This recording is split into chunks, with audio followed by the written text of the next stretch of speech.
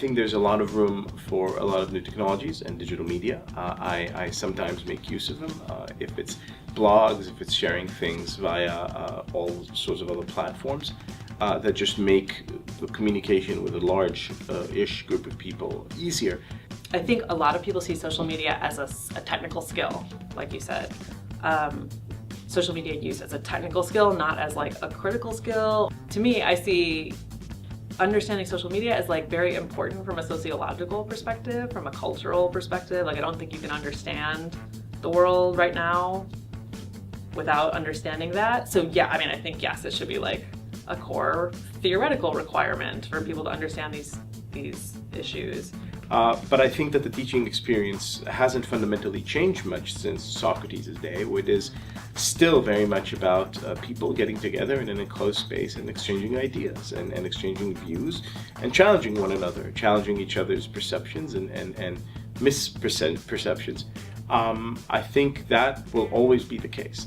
But I think a lot of people see it more as just a medium. And one would think in a media studies department, we would understand that like it's not just a medium, like or a medium has, you know, greater consequences.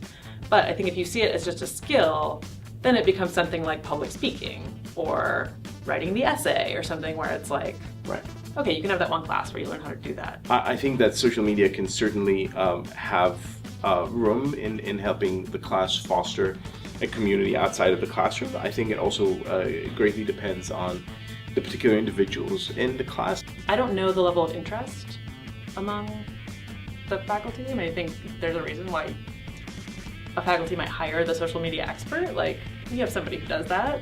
I don't think it's right for every class or every teaching style. I'm not a very social media oriented person myself, so it's not something that I would leverage in the class on my own say-so. If students have an interest in that, you know, I'd love it if they would communicate about that.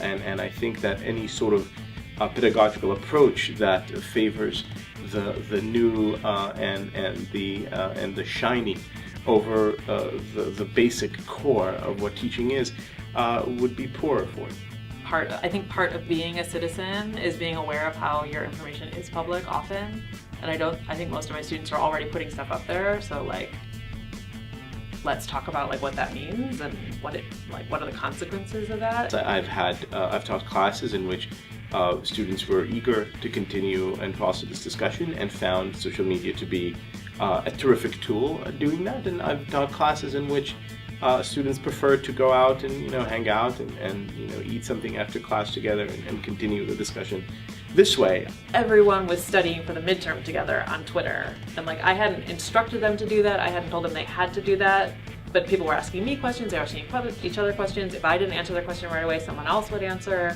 So it ended up being this like group study session, but everyone could be, you know, in the library or at home or wherever they were.